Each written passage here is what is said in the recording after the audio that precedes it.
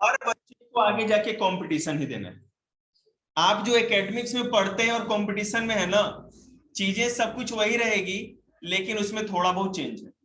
थोड़ा बहुत मतलब पूरा अप्रोच का चेंज, आपकी सोच का पूरा चेंज हो जाएगा। गुड़िया तुम लोग बाद में कर लेना, ठीक है ना, तुम लोग सुनने लायक। देखो अभी मैं 6 क्लास से है ना मैथ्स करा रहा हूं। मैथ मतलब कि जबरदस्त, अपना एनसीईआरटी कर ही रहे हो, आरडी शर्मा कर ही रहे हो, बच्चे टेस्ट ही दे रहे हैं, एग्जाम्पलर कर रहे हैं, 8 क्लास भी कर रहा है, 7th क्लास को भी हो सकता है कि कराने स्टार्ट करें। तो मैथ में अगर आप ज्यादा से ज्यादा प्रैक्टिस करोगे तो ये हो जाएगा कि आपका बेसिक तो पक्का हो ही जाएगा, ठीक है।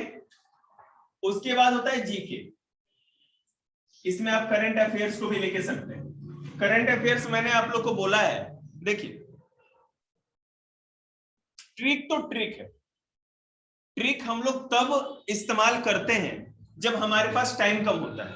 आप कंपटीशन में ही बैठे हो, कल आपको कंपटीशन या 6 महीने बाद देना है, आप तैयारी कर रहे हो, तो आप ट्रिक आजमाओगे। लेकिन अभी तो आप लोग 8 में है, 7th में है, ठीक है, 12th वालों अभी मान के चलो 6 महीने बाद कंपटीशन है आपका, ये तो पता ही होगा आपको। आप लोग को ट्रिक नहीं आजमाना, आप लोग को बेस बनाना है। जो भी बच्चा अगर पर डे न्यूज़पेपर नहीं पढ़ता है, मतलब समझ लीजिए वो अपने पांव पे कुल्हाड़ी मार रहा है। तो अगर आप न्यूज़पेपर पढ़ते हो ना, इस न्यूज़पेपर से ही दुनिया में जितनी भी मैगजीन्स, कॉम्पिटिटिव मैगजीन्स देखते हैं आप, सारी की सारी इन्हीं न्यूज़पेपर्स में से जो भी न्यूज हर दिन छपता है, जो आता है, उससे होता है। तीसरा करंट अफेयर्स। आपको मैथ तो आना ही चाहिए, इंग्लिश आनी ही चाहिए। अब इंग्लिश के लिए देखिए क्या करना है, हम लोग अगर मैथ से डरते हैं, इसका मतलब जिस दिन आप कंपटीशन देने जाएंगे, सबसे पहले मैथ ही ने एक दैत्य बन के आपके सामने आ जाएगा और आपको फेल करा देगा कंपटीशन में, पक्की बात। अगर आपको इंग्लिश से डर लगता है, वो आपको खा जाएगा। आपको पता है ना कि जो डराता है आपको ना, वो आपको गिरा देगा। सबसे पहली बात है कि जिससे आप डरते हो वो आपका कॉन्फिडेंस खत्म करेगा। 50% आपका कॉन्फिडेंस है कंपटीशन में, और आपको तो पता है ना कि आपका अनकॉन्शियस ब्रेन जो है वो सब चीज तो सुन ही रहा है। सर हिंदी का भी आता है? नहीं, हिंदी का कोई जरूरत नहीं। इसका मतलब ये नहीं कि तुम कंपटीशन फाड़ गए। और उसके बाद आती है रीजनिंग या मेंटल एप्टीट्यूड, जिसको कहते हैं मेंटल एबिलिटी, जो भी अलग अलग नाम है, हम लोग रीजनिंग इसको करते हैं, ठीक है। देखो मेरी बात सुनो, अब आप यूपीएससी, देखो मैं जनरल कंपटीशन की बात कर रहा हूं, मतलब कि यहां पर आप आईआईटी और नीट की बात मैं नहीं कह रहा, मतलब ये जो डॉक्टर बनते हैं और ये जो इंजीनियर बनते हैं, इसकी बात मैं नहीं कर रहा, ये टेक्निकल कंपटीशन है, इसकी बात नहीं हो रही। मैं कह रहा हूं जनरल कंपटीशन, जिसमें आईएएस, आईपीएस, ये वो जो भी है, आप जो दिल्ली पुलिस का भरते हो, जो भी जनरल एसएससी है, सारे कंपटीशन जो आपके सामने आते हैं। मतलब कि अगर आपने 12th की है, आप फॉर्म भरिए, पेपर दीजिए, आपके नॉलेज के ऊपर। अगर आपने मान लीजिए 12th की सॉरी ग्रेजुएशन किया है, ग्रेजुएट हो चुके हो आप, ठीक है, तो आप फिर क्या करिए, फॉर्म भरिए, तैयारी करिए, आईएएस निकालिए। आईएएस यूपीएससी भी जनरल कंपटीशन होता है। बोलो, जनरल कंपटीशन है, जनरल कंपटीशन की बात हो रही है। टेक्निकल की कैसे बताऊं मैं, आई18 तो हूं नहीं ना। जनरल कंपटीशन की बात हो रही है, इन चीजों को भूल जाइए, ठीक है ना। चलिए, तो आप लोग कंडीशन यही है, यहां वही बैठेगा जो बोलेगा नहीं तो बाहर बहुत जगह है इससे भी ज्यादा। अब जो मैथ आपको दिख रहा है ना, जो अभी जितनी छोटी क्लास में है उसके लिए उतना ही ज्यादा अच्छा स्वर्णिम अवसर, गोल्डन अपॉर्चुनिटी। अगर आप 6 में हो तो आपके पास टाइम है आपका बेस ठीक करने का। अगर आप 8 में हो सब कुछ कर सकते हो, 7th में हो सब कुछ, 9th के पास भी टाइम है, 12th के पास थोड़ा कम टाइम है, क्योंकि अब हमको आपको बेसिक नहीं बताना है, ट्रिक बताना पड़ेगा। बोलिए क्या? 10th भी फंसा हुआ है। 11th 12th 11th 10th की अगर बात करें हम, तो ये डिपेंड ये करता है कि आपका बेसिक कितना अच्छा था।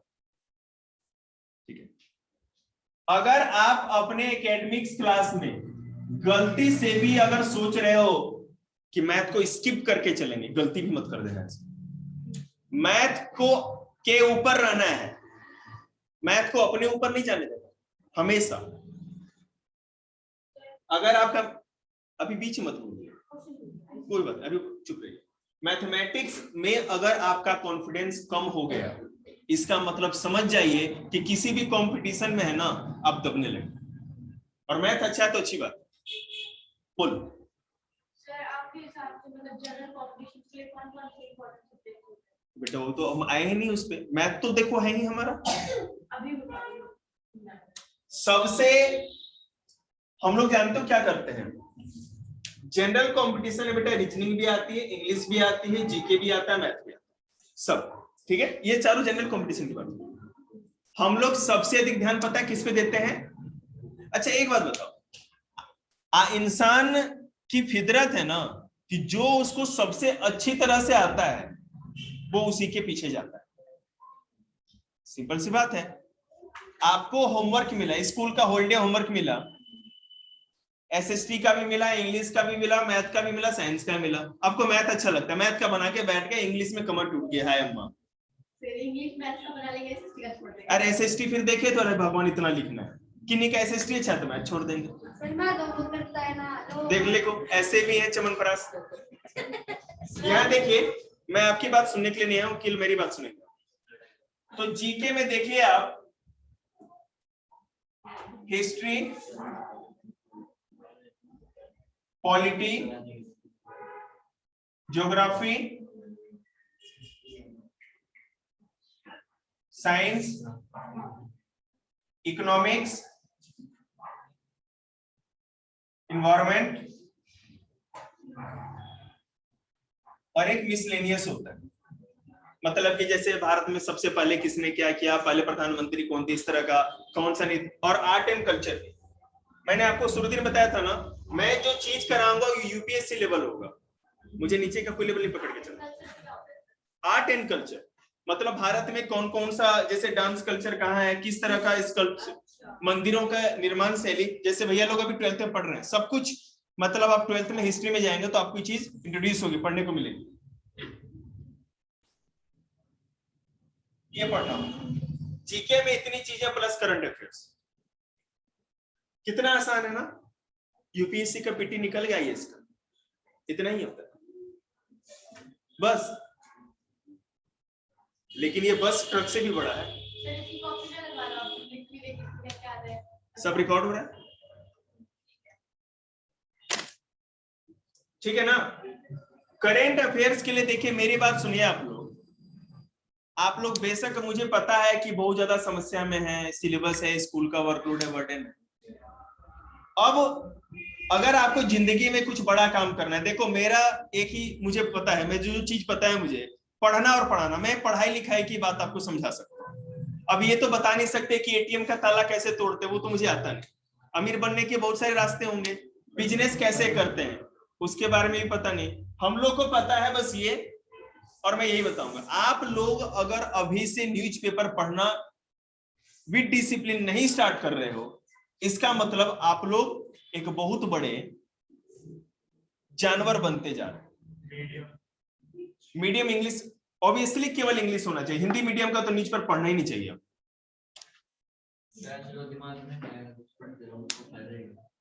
मैं बताऊंगा ना, देखिए अभी न्यूज़पेपर ऐसा होता है जैसे आपको बेसिक इंग्लिश से अवेयर आप नहीं हो, ठीक है ना। तो कुछ तो समझ में आने लगा, मैंने स्टार्टिंग में लिया तो मेरे को ज्यादा था। मैंने खुद है ना 12-13 साल द हिंदू न्यूज़पेपर पढ़ा है। शुरू में मैंने भी पढ़ा था तो मेरे भी दिमाग में नहीं समझ आता था। और न्यूज़पेपर आपको द हिंदू ही लेनी चाहिए, क्योंकि हम लोगों को इंटरटेनमेंट के लिए न्यूज नहीं पढ़ना, हम लोगों को अपनी इंग्लिश सीखनी। देखिए अगर आप, शुभम भाई, इसलिए मैं इंग्लिश न्यूज़पेपर के बारे में कह रहा हूं क्योंकि अगर आप इंग्लिश में न्यूज़पेपर पढ़ते हैं तो केवल एक इस न्यूज पेपर से पूरे के पूरे इंग्लिश का पेपर क्लियर हो जाएगा आपका। मैं आपको समझाता हूं, किसी भी पेपर में वोकेबलरी जो वर्ड मीनिंग्स होते हैं, वर्ड्स होता है ना, और सबसे ज्यादा होता है अनसीन पैसेज, कॉम्प्रिहेंशन, वो तो सबसे बड़ा खतरनाक है और सबसे अधिक नंबर का आता है।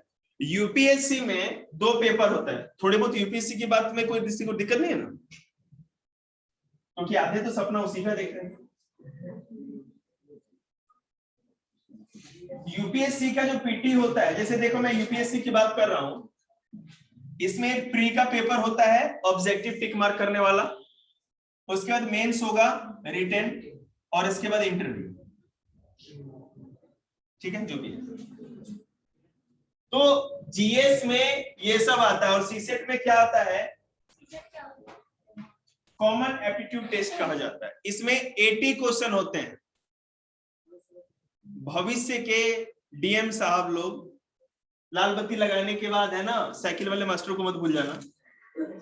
देखो यहाँ पे जरा, कुछ नहीं तो एक टॉफी वाला पैकेट ही देके जाना। कॉम्प्रिहेंशन में 80 क्वेश्चन में से कॉम्प्रिहेंशन में 25 प्लस क्वेश्चन आते हैं। यूपीएससी का अगर प्री आपको निकालना है, ठीक है ना, ये क्वालिफाइंग होता है। सीसेट का पेपर क्वालिफाइंग होता है, और ये कंपलसरी, मतलब इसी से आपका मेरिट बनेगा, मतलब मार्क्स जुड़ेंगे, इससे आप पास करते हो जीएस से, जो कि ये सारे सब्जेक्ट्स। अब कॉम्प्रिहेंशन से 25 क्वेश्चन, मैथ से 10 या 15 क्वेश्चन, मैं सीसेट की बात कर रहा हूं, रीजनिंग से 10 या 15 क्वेश्चन। सीसेट सर एक कंपटीशन का नाम है। सीसेट बेटा आईएएस में 2 पेपर होते हैं पीटी में, ये रीजनिंग वाला, ये मेंटल जो एबिलिटी है ना, उसी टाइप का पेपर होता है। तो उसमें कॉम्प्रिहेंशन ही 25 नहीं 30 मान लीजिए, 10 क्वेश्चन उसमें जो होंगे आपके क्या होंगे, रीजनिंग के, सॉरी मैथ के, रीजनिंग के 15 क्वेश्चन मान लीजिए, डिसीजन मेकिंग के भी 7 या 8 क्वेश्चन होते हैं, इस तरह करके टोटल मैंने और भी है 80 क्वेश्चन हो जाता है, समझ रहे हैं ना। तो देखिए कॉम्प्रिहेंशन है, अगर यूपीएससी का पीटी निकालना है तो आप ये सोचिए कि क्यों यूपीएससी का तैयारी करने वाले लोग द हिंदू न्यूज पर पढ़ते हैं, इसके लिए, कॉम्प्रिहेंशन के लिए। एक बात और,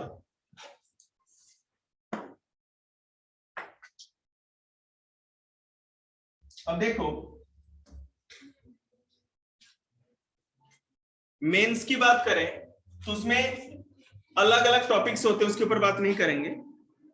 अब हम लोग सीधे सब्जेक्ट पे आते हैं। तो मैथ और जीके था हमारा, इंग्लिश थी और रीजनिंग था। आप कोई भी बच्चा यहाँ पर जितना भी बैठा हुआ है, इवन 6 क्लास का बेस्ड, किसी भी लेवल का रीजनिंग तो अभी बना देगा, अभी बना दोगे आप, मुझे पता है, वो मैं सिखा दूंगा।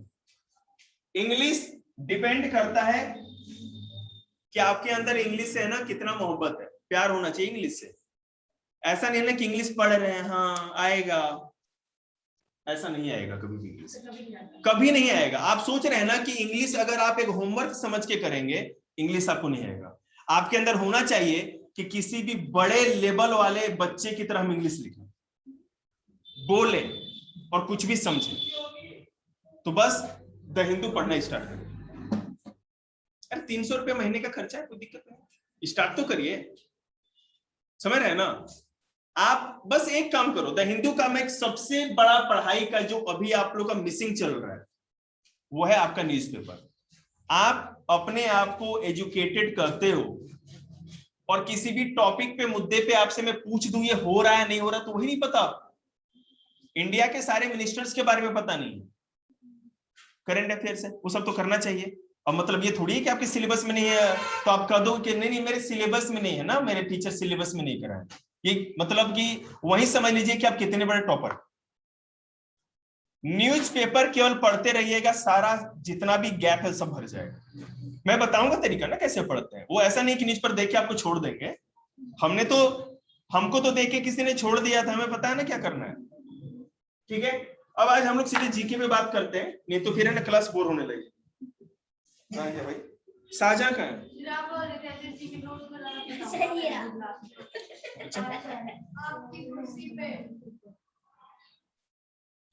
ये किसने देखा? सर ये राजा किसने? हाँ, उदित की आंखें बहुत तेज है। ये कॉम्पिटिटिव क्लास से आपके क्लास से बताया जाएगी बात, आज उसके ऊपर बात नहीं करेंगे। देखिए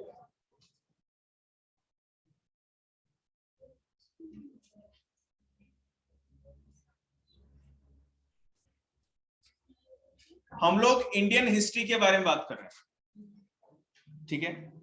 आप लोगों ने अभी क्लास 6 में जो पढ़ा है एंशिएंट, 7th में मिडिवियल, 8 में मॉडर्न, ठीक है, सुनते जाइए। 9th प्लस 10th में वर्ल्ड, ठीक है। 11th में भी वर्ल्ड, 12th में 1, 2, 3 पार्ट में केवल इंडियन हिस्ट्री।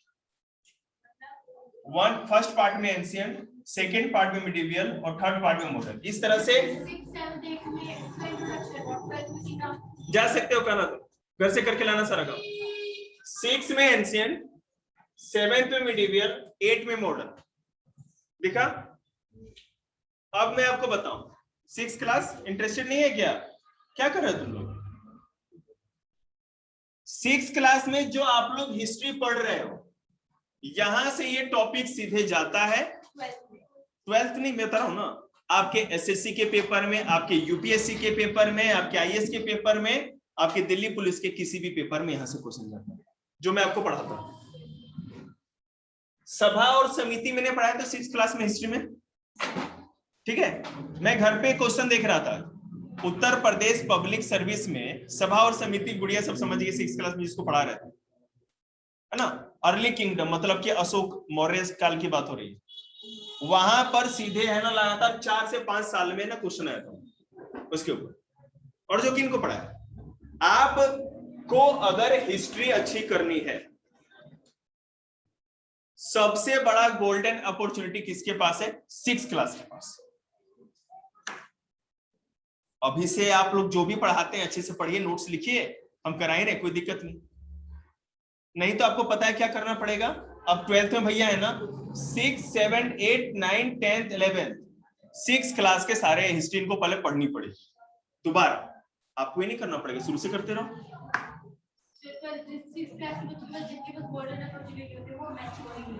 मैच्योर बना रहे हैं ना, ठीक है। मेरे पास बेटे 2 तरह की मैच्योरिटी होती है, एक खुद की, एक जबरदस्ती। तो 4-5 बच्चों को जबरदस्ती वाला टारगेट में, 8 क्लास तो पूरे जबरदस्ती में, मतलब जबरदस्ती आपको मैच्योर बनाया जाएगा। आप ना भी चाहे आपको करना ही, यू हैव नो ऑप्शन। मेरा भाई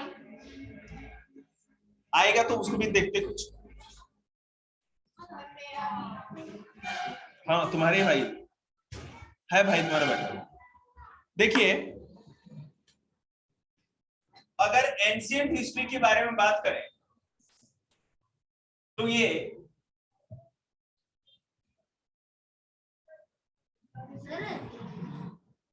आप चीज के पढ़ाओगे तो कैसे पढ़ाओगे? पढ़ा रहे कैसी वाली, मतलब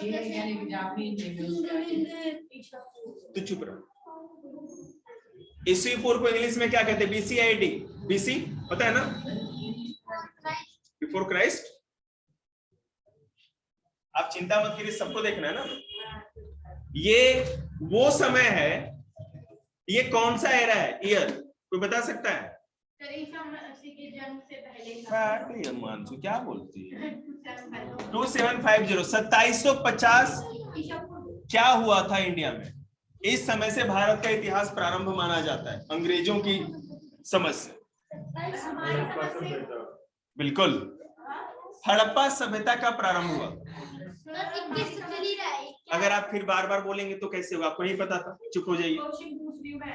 अभी मत पूछे ना, आपसे तो मैंने पूछा था। बिल्कुल देंगे बेटे, क्यों नहीं देंगे।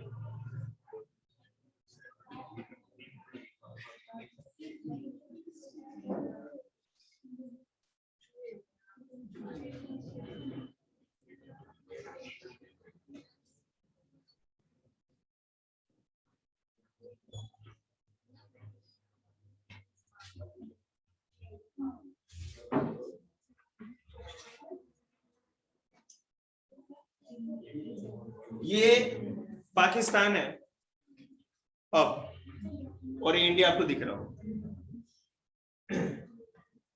इंडस रिवर ये सिंधु नदी।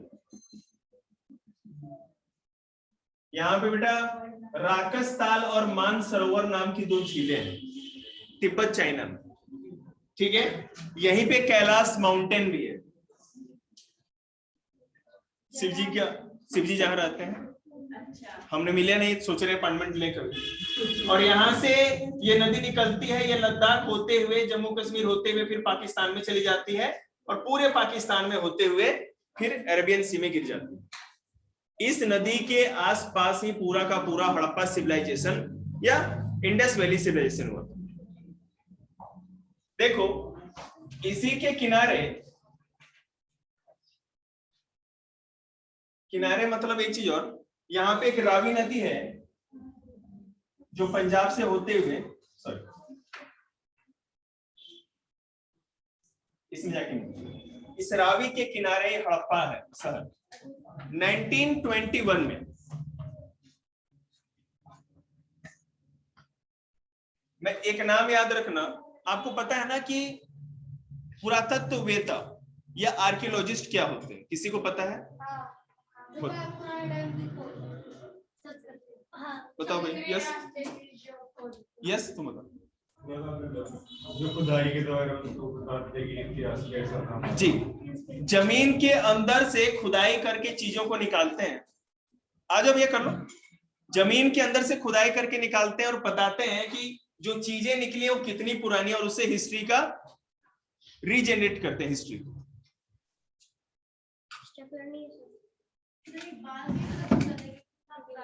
मैं बता रहा हूं, चिंता मत करो। कार्बन डेटिंग एक प्रोसेस है, कार्बन डेटिंग, जिससे करोड़ों साल पहले के डायनासोर के एज का भी एकदम एग्जैक्ट अनुमान लगाया जा सकता है फॉसिल से। जो भी फॉसिल्स वहां मिली है, फॉसिल्स का मतलब, एक सेकेंड, फॉसिल का मतलब ये नहीं है ना कि कोई लिविंग थिंग ही होनी चाहिए। अगर मान लो कि ये फाइबर का हमारा ये टुकड़ा है, धरती में प्रलय आ जाए, सब कुछ खत्म हो जाए, ये दब जाए, और 2 लाख साल बाद भी कोई हो सकता है धरती पे आए, और अगर इसको ये चीज मिल जाए, सपोज कोई इसका टुकड़ा कहीं से मिल जाए, तो इसको देख के बता देगा कि 2021 का था। ये कार्बन डेटिंग होता है। उसको समझाने के लिए थोड़ा केमिस्ट्री पढ़ाना पड़ेगा, अभी वो नहीं हो पाएगा, मैं बताऊंगा। याद रखना, कार्बन डेटिंग एक ऐसा प्रोसेस है जिससे हम कितनी भी पुरानी चीज के बारे में पता लगा सकते हैं, वो लिविंग हो, नॉन लिविंग हो, इट डजंट मैटर, किसी भी चीज के बारे में। जी हाँ बिल्कुल, लकड़ी के बारे में बता सकते हैं जी। हाँ कोई नहीं मिलेगा ना, कोई पता ही नहीं चलेगा, तो मैं आपको बता रहा हूँ। आज से अभी जैसे देखो, जो लकड़ी भी है, कोई ना कोई भी अंश अगर बचा हो, जब अंश ही नहीं बचा है तो बात ही खत्म। अगर कोई भी तरह का एविडेंस बचा हुआ है तो उसका सैंपल लेकर के कार्बन डेटिंग जो भी हमारी टेक्निक है उससे पता लगा सकते हैं। फिर देखिए, तो यहां पर सबसे पहले कनिंघम का नाम मैं आपको बताऊं, बोल रही बेटा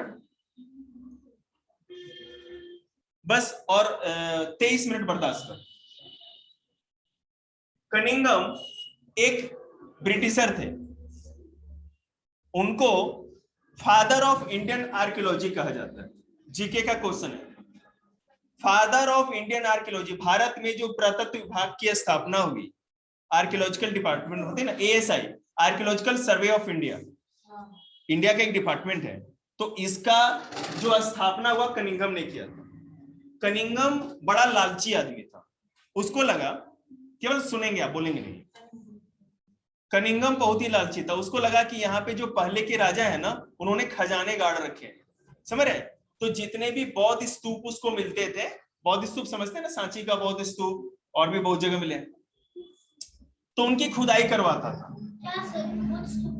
बौद्ध स्तूप मतलब देखो, अब यूपीएससी का क्वेश्चन देखो, इंग्लिश में स्तूप ही कहते हैं। स्तूप संस्कृत के शब्द से लिया गया है, और इसका मतलब कोई गड़ी हुई चीज। बौद्ध धर्म में जो भी अभी जितने भी स्तूप बनाए गए हैं, महात्मा बुद्ध उत्तर प्रदेश के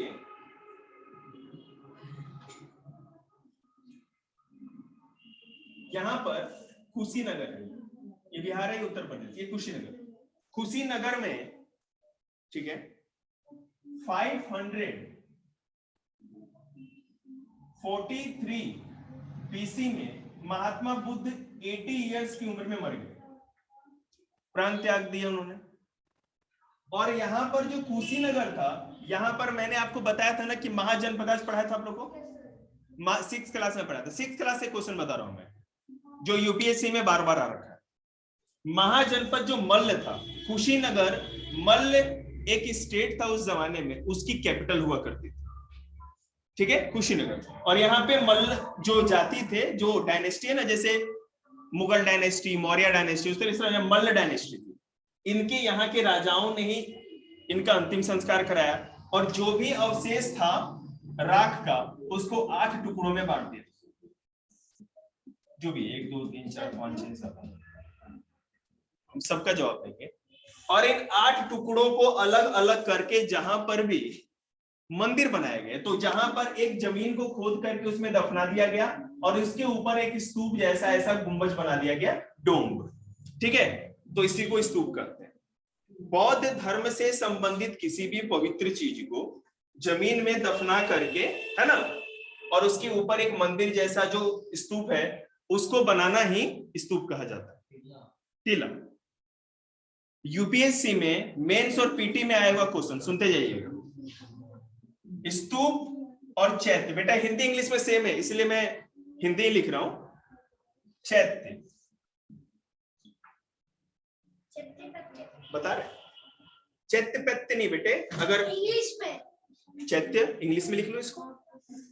स्तूप और चैत्य में क्या अंतर है? हिंदू धर्म में जो मठ या आश्रम और मंदिर में अंतर है। हिंदू धर्म का मंदिर, सॉरी, मठ या आश्रम, और हिंदू धर्म का जो मंदिर होगा वो स्तूप। बात खत्म। ये क्या? हिंदू धर्म में मंदिर में क्या होता है? भगवान की मूर्ति, भगवान की मूर्ति वो लोग जमीन के अंदर दफना के उसके ऊपर मंदिर बना देते हैं, वो है स्तूप। बौद्ध धर्म की बात कर रहा है, कंपेयर करके दिखा, ट्रिकी बनो। चैत्य, हम लोग हिंदू धर्म में क्या होता है, बाबा जी ना दाढ़ी बढ़ा करके, दाढ़ी पता नहीं कितने साल से नहीं हुई है, वो जटाएं उटाएं निकाल करके, बम भोले वाला। तो मठ आश्रम में रहते हैं ना बाबा लोग, कुछ बाबा अच्छे कुछ बाबा खराब, बाबा पे कमेंट नहीं कर सकते। तो मठ और आश्रम में जो बाबा लोग रहते हैं ना, देखा है वहां पे सारे लोग रहते हैं। तो बौद्ध साधु लोग, बौद्ध भिक्षु लोग जहां रहते थे, तो चैत्य मतलब क्या होता था, गुफाएं होती थी, ठीक है ना, मतलब पत्थर को काट काट के जो चट्टान होता था उसमें खोद खोद के जगह या रूम जैसा बना दिया जाता था। सारा कुछ है, भीमबेटका बहुत जगह है, मैं बता दूंगा। चैत्य था, वहां पर वो लोग रहते थे। तो चैत्य और स्तूप याद रखिए क्या डिफरेंस है। अच्छा है या बुरा है? ये बेटा ये कोई जीके का क्वेश्चन थोड़ी, नहीं, मतलब जीके का कुछ भी खराब नहीं, कोई धर्म खराब नहीं है आपकी। हाँ क्या बाबा के उसमें सब खत्म। हाँ अब देखो, बौद्ध धर्म चाहे जो भी धर्म है ना, हर धर्म भ्रष्टाचार से तो घिरा हुआ है। हिंदू धर्म अच्छा है, इस बाबा के मामले में करें ना, तो हर जगह तो कुछ ना कुछ तो करप्शन है ना। ये कोई क्वेश्चन नहीं है, इस पर टाइम बर्बाद नहीं कर सकते। समझ नहीं आया, स्तूप और चैत्य। स्तूप मतलब कि मंदिर था बौद्ध धर्मों का, और चैत्य मतलब कि बौद्ध साधुओं के रहने वाला आश्रम। जो बौद्ध होते हैं वो दफना के मंदिर बनाते हैं, हम आश्रम बनाते हैं। हम लोग मंदिर बनाते हैं, मूर्ति स्थापना का।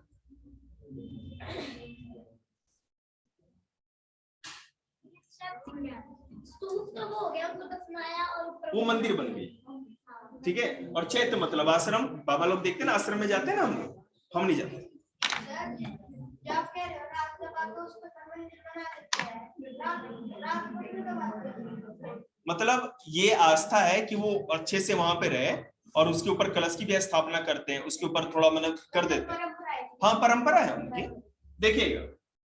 तो यहाँ पर हम लोग हड़प्पा में थे, चले गए बौद्ध धर्म में। तो ये सिंधु नदी के आसपास ही, सिंधु नदी के आसपास ही सारा का सारा इंडस सिविलाइजेशन बसा हुआ था, पूरा इंडस सिविलाइजेशन। ये माना जाता है, अंग्रेजों ने जो इतिहास भारत का लिखा है वो बताया है कि जो ये भारत का इतिहास जो 2750 बीसी से हम लोग जो स्टार्ट करते हैं ये गलत है। सर ये क्या है बीसी? मतलब ईयर का ईयर है? ये ईसा मसीह का, ये जीसस क्राइस्ट का जन्म दिवस है। ठीक है बेटा, 2750 जीरो है ना, आप इधर आओ ना जी, 2750 को मारो गोली, आप जीरो से 2021 में हो तो आप किस में हो? एडी में हो। ठीक है, अब जीरो से 2750 तो ईस्वी पूर्व का हो या बीसी का हो, मतलब बिफोर क्राइस्ट, मतलब कि ईसा मसीह के जन्म से पहले। तो ये बेटा तो हम क्या कहते हैं, चौथे क्लास को समझा चुके हैं। तो हमने जीरो से स्टार्ट क्यों किया था फिर? क्योंकि हम लोग है ना गुलामी की जंजीरों में ना जिंदगी भर जकड़े रहेंगे जब तक मरेंगे नहीं। हमारे पास हिंदू कैलेंडर है, पता है सरकारी जो कैलेंडर है हमारे इंडिया का, जीके का क्वेश्चन मैं जो बोलूंगा सब पेपर में आ रखा है, चिंता मत करिए। शक संवत हम लोगों का बिल्कुल कैलेंडर है जिसपे पूरा ये पंडित जी पत्रा दिखते हैं, ये बैसाख, ये सब जो होता है पूरा का पूरा। अभी किसी भी स्टेट में इंडिया के, जबकि ये है आपके पास ऑप्शन है, अगर आप चाहो तो उस कैलेंडर के हिसाब से अपना सारा का सारा एडमिनिस्ट्रेशन कर सकते हो, लेकिन हम लोग इतना ज्यादा इसमें इन्वॉल्व हो चुके हैं कि ये ग्रेगोरियन कैलेंडर है, मतलब अंग्रेजों का कैलेंडर, और उसी को हम लोग फॉलो कर रहे हैं। ये बीसी एडी उसी से।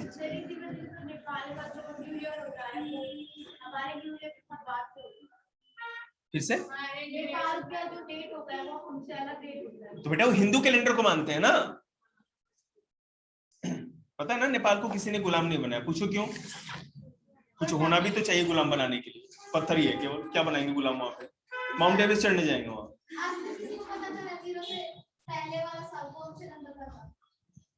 बेटे हम तो उसी को पढ़ा ही रहे हैं। नहीं, सबसे लास्ट तो बेटे धरती कब बनी, अर्थ का इवोल्यूशन कब हुआ, उस समय से ले लीजिए करोड़ों साल, मिलियन बिलियन, तो वही इसी चीज को लेकर के तो कैलकुलेट कर रहे हैं ना हम लोग।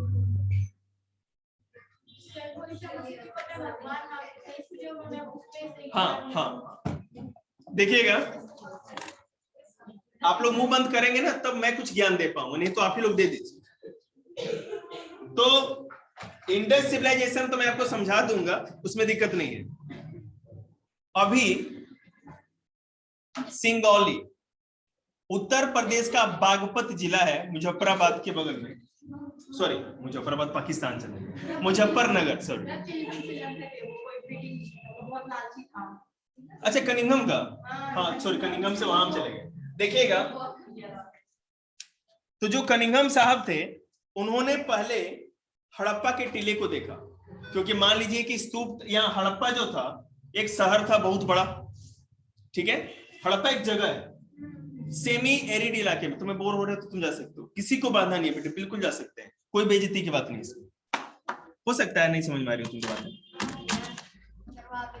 तो यहां पर कनिंघम जब जा रहा था दौरे पर तो इसको है ना एक मिट्टी का पूरा ऊंचा सा टीला दिखा, समझ रहे ना, एक छोटा सा। तो उसने सोचा क्या है, उसको वही लालची आदमी के मन में लालच दौड़ा और उसने सोचा कि हो सकता है यहां पर कुछ हो, लेकिन उसने इस पे ध्यान नहीं दिया। ठीक है, उसके बाद दयाराम साहनी एक इंडियन आर्कियोलॉजिस्ट थे, पता है, शुभम को भी हम लोग इसी पे हैं। 1921 में इस जगह को उन्होंने मार्क किया और इसकी खुदाई करवानी स्टार्ट करी, और देखते देखते पूरी दुनिया का है ना आंख ही खुल गया, क्योंकि कार्बन डेटिंग से सब कुछ पता चल रहा था कि कितने साल पुराना यहाँ पर था, तब भी कार्बन डेटिंग थी, सब कुछ बहुत दिन पहले से। यहाँ पर अंग्रेजों ने जॉन मार्शल, व्हीलर और साथ साथ और भी जितने भी ब्रिटिशर, आपको पता है हम लोग 1757 से 1947 तक अच्छे खासे अंग्रेजों के कब्जे में थे, 200 सालों के करीब। अंग्रेजों के ने भारत का इतिहास लिखा। आपको पता है जो वेद हम लोग पढ़ते हैं, 4 वेद होते हैं, कौन नाम बताएगा उसको? रामवेद कौन था? उसको बोला, बोल पूरा बोल। तू ही बोल। ओके तो बोल दे, क्या हुआ, कोई फांसी है बता। ले शर्म आ गया, तू बोल भाई दबास। अथर्ववेद, 4 वेद हैं। हम लोग 1500 सालों तक मुसलमानों की गुलाम थे, 1500 सालों तक, 1200 से लेकर के 1757, आप इसको 1857 भी कर सकते हैं, जोड़ते रहिए जिसको जितना जोड़ना है, ठीक है ना। और इससे पहले से हम लोग मुसलमानों के गुलाम थे, 200 सालों तक अंग्रेजों के गुलाम थे। तो हम लोगों ने जितना भी वेद सीखा, जो भी सीखा, सब कुछ भूल गए, क्योंकि हम लोगों की गुरुकुल परंपरा थी। आप गुरुकुल में जाएंगे, गुरुजी आपको मौखिक ज्ञान देंगे, ठीक है ना। ओरल एजुकेशन था, केवल शब्दों से ज्ञान था, कुछ लिखा पढ़ी नहीं था। 1206 में आपने बता रहे हमारे इंडिया में साइंस, अभी आज टॉपिक भी था आप लोगों, साइंस ने कितना ज्यादा डेवलपमेंट किया, ठीक है। हम लोग आज जानते हैं ना कि आइंस्टीन ने ये कर दिया, न्यूटन ने वो कर दिया, इसने वो कर दिया। कभी आपने सुना भी है किसी भी आपके बुक में, किसी भी आपके बुक में जो एनसीईआरटी की बुक है, इंडिया के किसी भी ऋषि महर्षि या साइंटिस्ट के किसी भी तरह के अचीवमेंट या वर्क को मेंशन ही नहीं किया जाता।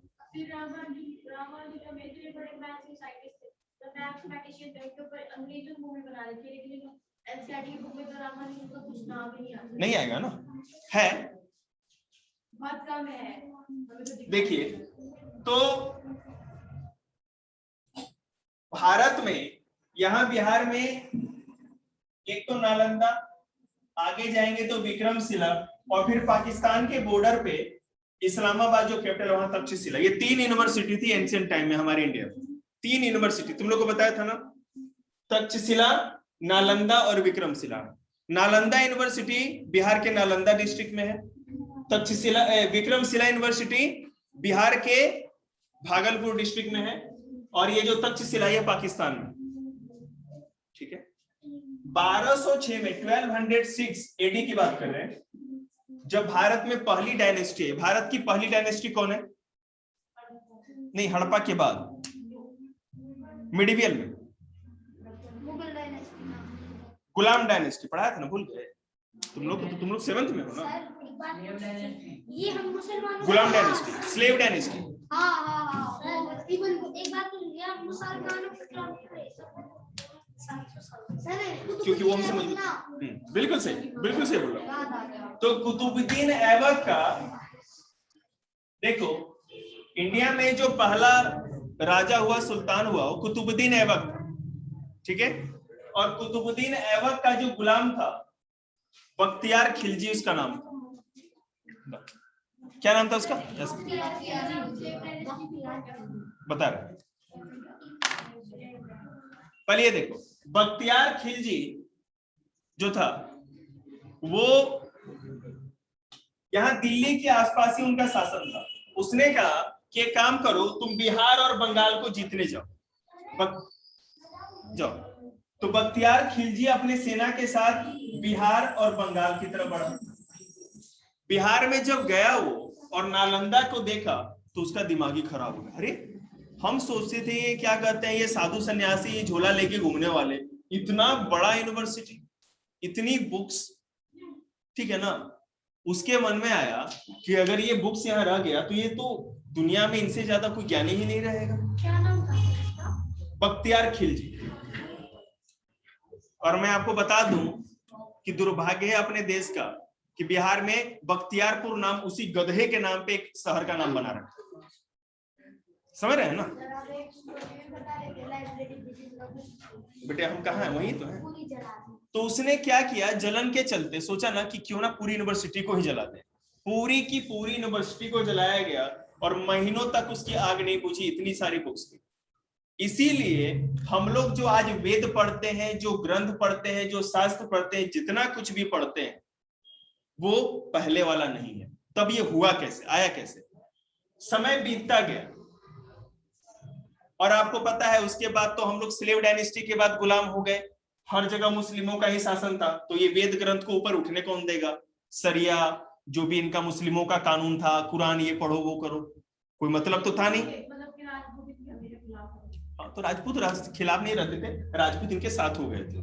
बात राजपूत देश के सबसे बड़े गद्दार भी तो हो गए ना, कोई लोग मर गए कट गए और ये लोग कुछ नहीं किए। अब देखो तो 1600 समथिंग में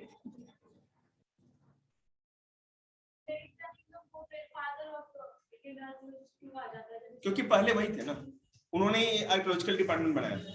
थोड़ी देर और बर्दाश्त करो बेटे, बस छुट्टी कर दो। बता तो कैसे देंगे? इंडिया में आर्कियोलॉजी आई ही है बाहर से ना, हम लोगों ने कुछ ऐसे किया ही नहीं काम। मेरी बात सुन, बताएंगे बेटा। वेद किसने लिखा है इसका नाम नहीं है कुछ, क्योंकि हम लोगों ने जितनी भी वो जो स्टोरी सुनी है जो हमारे पास अवेलेबल, कहा जाता है कि ब्रह्मा जी ने ही सारे चारों वेदों की रचना की, ठीक है ना? तो ऐसा कोई राइटर नहीं है। हमने मतलब कि हड़प्पा वगैरह को देख के अपनी इमेजिनेशन से अपनी हिस्ट्री बनाई है, तो हमने नहीं बनाई, अंग्रेजों ने जी भी बनाई है। अगर कभी वो गलत साबित हो गई ना, उसे तो बता रहे बेटे, हो गई गलत। न्यूज़ में मैंने पढ़ा था जी गलत साबित हो रही है, और इंडिया अपना नया इतिहास बना हुआ है, तो सर मतलब कि और चीजों को सर्च करे तो उनको भी गलत साबित किया जा सकता है। बिल्कुल, अगर आपके पास एविडेंस है तो आप गलत कर सकते हैं, बिल्कुल कर सकते हैं। अभी तो आपके सारी कुछ से आती है तो हाँ तो वही बता रहे हैं ना, फिर कुड़िया ने बीच में टोक दिया। आपने शाहजहां का नाम सुना होगा, अकबर का बेटा जहांगीर और जहांगीर का बेटा शाहजहां। शाहजहां का जो सबसे बड़ा बेटा था उसका नाम था दारा शिकोह। दारा शिकोह, ये 4 भाई थे और दूसरा था औरंगजेब, ठीक है? ज्ञान मत दीजिए, उसके लिए नहीं बोला है। दारा शिकोह बहुत ही ज्यादा उदार आदमी था और हिंदू धर्म ग्रंथ वेद पुराण से उसको बड़ा लगाव, तो मानता था कि जो असली नॉलेज है, असली साइंस है, जो भी है वो केवल हिंदुओं के वेदों में ही छिपा हुआ है। कौन सर? दारा शिकोह शाहजहां का सबसे बड़ा बेटा, औरंगजेब का बड़ा भाई। इसने क्या किया, पता लगाया कि आखिर वेद की जानकारी मिलेगी कैसे, बुक तो कहीं है नहीं, वेद पढ़ने की इच्छा हुई। तो उस समय और अभी भी आपको इंडिया में जो सबसे बड़े बड़े आचार्य, जो संस्कृत जानेगा वही तो बताएगा इसके बारे में, केवल वाराणसी में ये सिस्टम बना हुआ है, वहां पे आचार्य की पढ़ाई भी होती है, लोग पढ़ते हैं, डिग्री भी मिलती है और पूरा होता है। अभी भी जितने गुरुकुल में जाएंगे तो 17 सालों तक छोटे उम्र से ही वेदों को पढ़ाया जाता है। उसने क्या किया, दारा शिकोह वाराणसी चला गया और वहां पर बैठ के पंडितों से जितना भी चीज सीखा उसको फारसी में ट्रांसलेट करता गया। फारसी मतलब पर्शियन। ऐसा कुछ नहीं है ना, यही तो हमारी उदारता है, कोई आके सीखना चाहे क्यों मना करे। वेद, सारे वेद जितने भी पुराण उपनिषद थे, जहां तक हो सके उसने सुना, सीखा और उसको फारसी में। किसको? संस्कृत सीखी, उसके बाद वो चीज देख करके उसको सबको ट्रांसलेट करना स्टार्ट किया। उसने ट्रांसलेट करके जो फारसी में पूरा वेदों का जो ट्रांसलेशन था, ठीक है, आगे जाकर के रामायण और महाभारत का पहले हो चुका था क्योंकि वो अकबर ने करवाया था, और इसने वेदों को ट्रांसलेट करवाया, खुद से अपने से ट्रांसलेट किया था इसने। से पहले किया था बेटा तो ब्राह्मण लोग तो जानते ही थे ना, हमारी तो ओरल एजुकेशन थी, जो ब्राह्मण वो दिमाग में, तो दिमाग को थोड़ी जला सकता है। आप हमारा ये अलमारी जला दीजिएगा, हमको थोड़ी जला सकते। हाँ जला दीजिएगा तो खत्म हो जाएगा। तो दारा शिकोह गया और उसने सीख करके जो पर्शियन, बेटा फारसी या पर्शियन, ईरान का नाम सुना होगा आपने, ईरान वहां की लैंग्वेज है। और मैं आपको बता दूं, जीके का क्वेश्चन है कि मुगलों की एडमिनिस्ट्रेटिव या ऑफिशियल लैंग्वेज पर्शियन थी या फारसी थी, याद रखिएगा, आप लोग के भी काम आएगा। पर्शियन या फारसी जो ईरान में चलती, वहां की ऑफिशियल लैंग्वेज। डिफिकल्ट जी, नहीं आए थे लेकिन लैंग्वेज वही की थी। अभी भी मुस्लिम लोगों में जो सबसे अच्छा लेवल का लैंग्वेज उनका माना जाता है, टफेस्ट लैंग्वेज, वो पर्शियन ही है उन लोगों का, ठीक है ना? तो फारसी। तो अब अंग्रेजों ने इस पर्शियन जो वर्जन था वेदों का, उससे देख करके इंग्लिश में ट्रांसलेट किया, और अब उसी इंग्लिश ट्रांसलेट को लेकर के हिंदी और संस्कृत में ट्रांसलेट किया गया है, और अब हम लोग जानते हैं। ठीक है, मतलब कोई साइंटिस्ट ने कुछ नहीं किया होता तो कुछ नहीं होता। हाँ बिल्कुल, दारासिकों का योगदान था। चलिए, और रामायण ये क्या बना दिया यार, मेरे को खुद समझ में क्या क्या कर दिया मुझे। अच्छा, रामायण महाभारत को किसने किया? हाँ, रामायण और महाभारत को अबुल फजल का और फैजी का नाम आपने नहीं सुना, मैं बता रहा हूँ।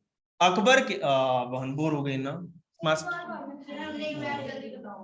अकबर के दरबार में 9 रत्न थे। अबुल फजल अकबर का दरबारी कवि था। दरबारी कवि मतलब कोर्ट पोएट, जो दरबार में रहता। अबुल फजल ने अकबरनामा लिखा, और उसका जो बड़ा भाई था ना, फैजी नाम था उसका, बहुत ही ज्यादा मतलब कि टैलेंटेड था, एजुकेटेड। उसने महाभारत का शायद चचनामा, उसका वर्ड है चचनामा के नाम से, उसको ट्रांसलेट किया था फारसी। और ये पूरा लिस्ट मैं आपको बाद में दूंगा, सब कुछ लिखा हुआ वहां पे, कोई टेंशन नहीं। ठीक है, किसको?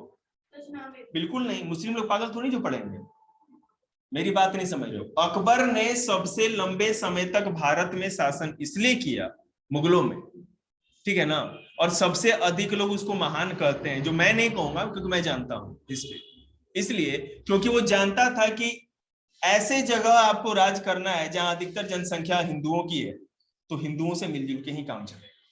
बस ये था उसमें, बस मतलब कि उसकी नीति जो थी बेवकूफ बनाने वाली, वो कोई बहुत बड़ा महान आदमी नहीं था। अकबर का एक अरबी वर्ड है जिसका मीनिंग होता है महान या ग्रेट, ये भी आता है।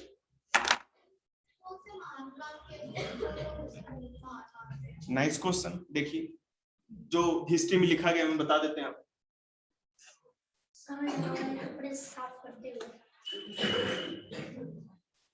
जजिया एक टैक्स था,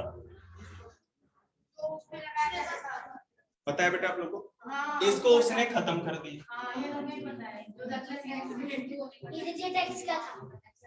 हाँ ठीक है, आपकी भी बात सुनी जाएगी। इन्हीं का टाइम काटे हैं, इसी का आंसर का जवाब नहीं। अगर मान लीजिए कि आप किसी मुस्लिम राजा के राज्य में रहते हो और आपका धर्म हिंदू है, आप मुस्लिम नहीं, तो कोई भी गैर मुस्लिम जो मुस्लिम राजा के राज्य में रहता था स्टेट में, तो वो राजा आपकी रक्षा तो कर रहा है ना, आप उसकी प्रजा हो, तो उसके बदले गैर मुस्लिम लोग, नॉन मुस्लिम लोग अपने मुस्लिम किंग को जो टैक्स देते थे, वही जजिया टैक्स था। ठीक है, तो अब मुस्लिम लोग जो देते थे, बिल्कुल सही। ये बच्चे कंफ्यूज हो जाएंगे, फिर बता दें। ज़कात एक ऐसा टैक्स था जो कि एक रिलीजियस टैक्स था, क्या मुस्लिम है तो धर्म के नाम पर टैक्स थी। ठीक है, अच्छा, अकबर ने क्या क्या महान काम, एक तो जजिया टैक्स हटाया था, दूसरा अकबर की राजपूत नीति, राजपूत पॉलिसी ऑफ अकबर, उसका हो गया भैया, ले गए रीडिंग। हाँ जी, सब फ्री में पढ़ना चाहता है। रीडिंग 2 मिनट में होता है, उसका 10 मिनट में हो रही है, वो भी कार्बन डेटिंग सीख रहा था, समझ रहे हैं ना। तो एक जजिया टैक्स हटाया, राजपूत नीति जो अकबर की थी, मतलब वो अधिकतर राजपूतों से ना वैवाहिक संबंध बनाए थे अपने बेटे का। मैं आपको बताऊं, शाहजहां और क्या नाम था इसका, जहांगीर, ये दोनों है ना राजपूत माँ के बेटे थे, मतलब राजपूत रानी के बेटे थे, इनकी माँ हिंदू थी। तो मतलब इस तरह से वैवाहिक संबंध बना करके क्या होता था ना कि मतलब हिंदू मुस्लिम भाई भाई इस तरह का वो झूठा दिखावा करते थे, ये सब था। और अकबर महान कुछ नहीं था, ठीक है ना। सबसे बड़ी महानता ये है बेटे कि उसने अपने आसपास इतने लेखक रखे थे, इतने राइटर रखे थे जो अकबर की बड़ाई बार बार करते थे। बेटे स्टार्ट करेंगे तो महीने साल कम पड़ जाएंगे, चिंता की कोई बात नहीं। अकबरनामा, दीने इलाही, ये क्या सर अकबरनामा? ये कुछ वो है। अरे अब मुझे 2-3 नाम मैंने समझाया नहीं ना, तो रुको ना बेटे, समझाएंगे ना। तुमको लगता है ऐसे छोड़ देंगे? स्कूल का साइंस का टीचर है तुम्हारा। किसने कहा? हमने तो कुछ कहा ही नहीं ऐसा। 12th क्लास इसका मतलब बताओ, खान का क्या होता था? अभी पढ़ाया था आपको, याद करिए, कोई बात नहीं, आराम से।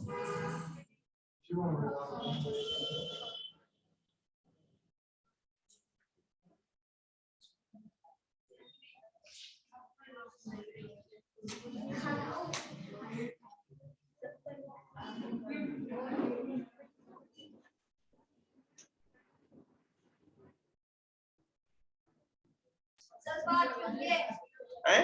5 बजे कौन बोला? तो ये ऐसे क्या रमट होते थे? सही बोल रहा है, थोड़ा सा पहुंच रहा है, थोड़ा सा जा रहे हो।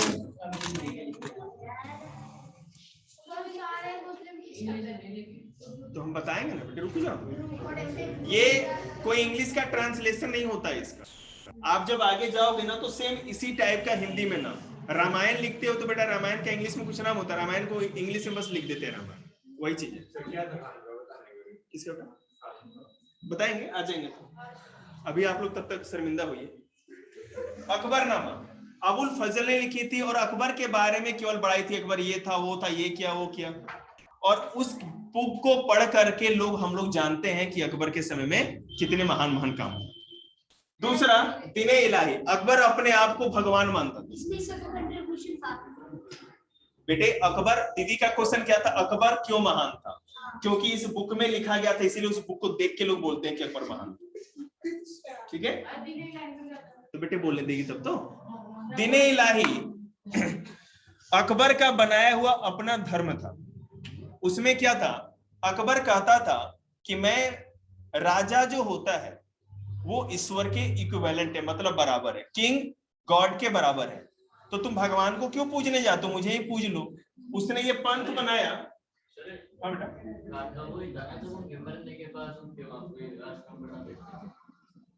थोड़ा बहुत पहुंच गए, मैं बता दूंगा, वही आश्रम बिल्कुल सही है आपका।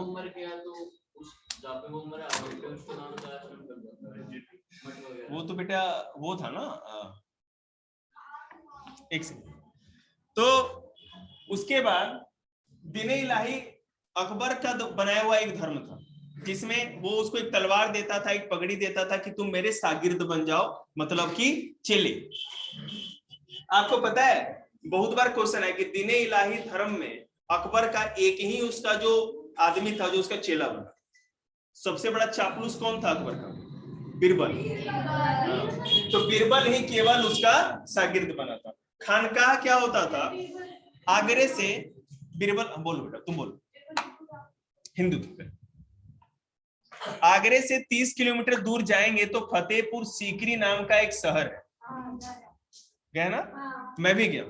फतेहपुर सीकरी, अकबर ने जब गुजरात जीता ना, अकबर ने जब पूरा गुजरात जीत लिया तो उसी की खुशी में फतेह, फतेह मतलब विजय होता है। आगरा के आसपास फतेहपुर सीकरी में एक पूरा शहर बसाया, सलीम चिश्ती, याद आया ना? फतेहपुर सीकरी में एक शहर बनाया और वहां पे इंडिया का सबसे बड़ा गेट है बुलंद दरवाजा, ब्लैक सॉरी रेड जो सैंडस्टोन होता है, लाल पत्थर जो होता है, उसी से पूरा बनाया गया था।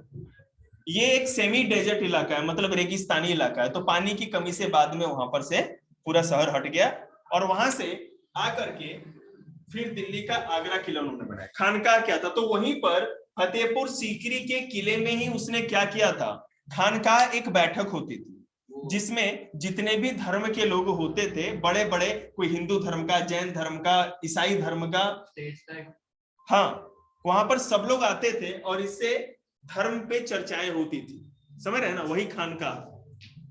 आगरे का रेड फोर्ट आपको पता है इंडिया में भी सबसे, जी, आगरे का रेड फोर्ट अकबर ने बनवाया था और आप अगर कभी जाएं तो आपको पता चलेगा हिंदुस्तान में वैसा कोई फोर्ट नहीं है, मुस्लिमों के द्वारा बनाया हुआ। नहीं तो अगर राजपूतों का देख लें आप, राजस्थान में तो सारे फोर्ट, कोई भी फोर्ट उठा लो, सब फोर्ट एक तरफ, उनका कोई फोर्ट एक तरफ।